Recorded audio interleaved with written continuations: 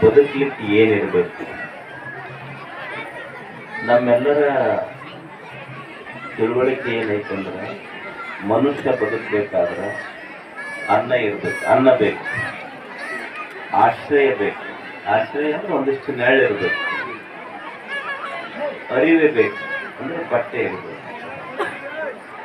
ಮನುಷ್ಯ ಬದುಕಲಿಕ್ಕ ಇದು ನಮ್ಮ ತಿಳುವಳಿಕೆ.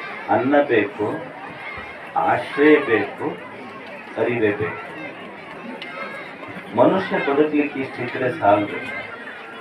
ಅನ್ನ ಬೇಕು, ಆಶ್ರಯನೂ ಬೇಕು, ಅರಿವೆ ಬೇಕು, ಮತ್ತೆ ಹೆಂಗೆ ಬದುಕಬೇಕನ್ನುವ ಅರಿವು ಇರಬೇಕಾಗ್ತೈತೆ. ಅಂದ್ರೆ ಬದುಕು ಸುಧಾರಣೆ ಆಗ್ತೈತೆ. ಅರಿವಿಲ್ಲದೆ ಬದುಕಲಿಕ್ಕೆ ಆಗೋದಿಲ್ಲ. ಅರಿವು ಎಷ್ಟು ಕೆಲಸ ಮಾಡ್ತೈತಿ ಅಂದ್ರೆ, ಈಗ ನೀವು ನೋಡಿ, ನೀವೊಂದು ಕಿಮ್ಮತ್ತಿನ ಟ್ರೆಜರಿ ತರ್ತೀರಿ ಮನೆ, ಒಂದು 20,000 ರೂಪಾಯಿ, 30,000 ರೂಪಾಯಿ ಕೊಟ್ಟು ಟ್ರೆಜರಿ ತರ್ತೀರಿ. ಟ್ರೆಜರಿ ತಂದು ಟ್ರೆಜರಿ ಒಳಗೆ ಏನು ಇಡ್ತೀರಿ ಹೇಳ್ರಿ? ಬಂಗಾರ ಇಡ್ತೀರಿ, ಬೆಳ್ಳಿ ಇಡ್ತೀರಿ, ಚಲೋ ಹೊಸ ಬಟ್ಟೆ ಇಡ್ತೀರಿ. ಅವ ಎಷ್ಟು ಹುಚ್ಚದಾನಂದ್ರೆ ಏನು ಕಸಬರ್ಗಿ ಮಸೇರಿಗೆ ಯಾರು ಇಟ್ಟಾರ ಅನ್ನೋದ್ರೊಳಗ? ಯಾರು ಇಡ್ತೀರಿ? ಅಂದ್ರೆ ಕಿಮ್ಮತ್ತಿನ ಟ್ರೆಜರಿ ತಂದು ಕಿಮ್ಮತ್ತಿನ ಸಾಮಾನು ಇಟ್ಟಿವೆ ಹೊರತು, ಬಂಗಾರ ಬೆಳ್ಳಿ ಅಂತ ಕಿಮ್ಮತ್ತಿನ ಸಾಮಾನು ಇಟ್ಟಿವೆ ಹೊರತು ಕಸಬರ್ಗಿ ಮಸೇರಿಗೆ ಯಾರು ಇರ್ತೀವಿ?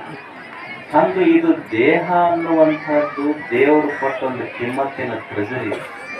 ಇದರೊಳಗೆ ಸದ್ಗುಣಗಳಿಂದ ಕೂಡಿರುವಂಥ ಬಂಗಾರ ಬೆಳ್ಳಿ ಅಂತ ವಸ್ತುಗಳಿರಬೇಕೆ ಹೊರತು, ಕತ್ತಲಾದ ಕೂಡಲೇ ಯಾರ ಮನೆ ಮೇಲೆ ಯಾರ ಹೊಲದಾಗಾರ ಲಿಂಬೆ ಹಣ್ಣು ಒಗಿಬೇಕನ್ನುವಂಥ ಗುಣ ಇತ್ತು ಅಂದ್ರೆ ಕಿಮ್ಮತ್ತಿನ ಟ್ರೆಜರಿ ಒಳಗೆ ಕಸಬರ್ಗಿ ಕಿಮ್ಮತ್ತಿನ ಟ್ರೆಜರಿ ಒಳಗ ಅದು ಕಸಬರಿಗೆ ಮಸೆ ಇರ್ಬೇಕಾರೆ. ಅದಕ್ಕೆ ಮನುಷ್ಯನಿಗೆ ಅರಿವು ಬೇಕಾಗ್ತದೆ. ದೇವ್ರು ಇಷ್ಟೊಂದು ಚಲೋ ಜೀವನ ಕೊಟ್ಟಾನಿಲ್ಲ ನಮಗೆ. ಈಗ ನೀವು ಬ್ಯಾಂಕ್ನ್ಯಾಗ ಸಾಲ ತಗೊಳಕ್ ಹೋಗ್ತೀವಿ. ಬ್ಯಾಂಕ್ನ್ಯಾಗ ಸಾಲ ತಗೊಳಕ್ ಹೋದ್ರ ನಿಮಗೇನ್ರ ಒಂದು ಶ್ಯೂರಿಟಿ ಕೇಳ್ತಾರೆ, ಇಲ್ಲಿ ಏನ್ರ ಕೇಳ್ತಾರೆ, ಇಲ್ಲಿ ಹೊಲಾರ ಆಡಿ ಬಿಡ್ರಿ, ಮನೆಯಾರ ಆಡಿ ಬಿಡ್ರಿ ಅಂತ ಕೇಳ್ತಾರೆ.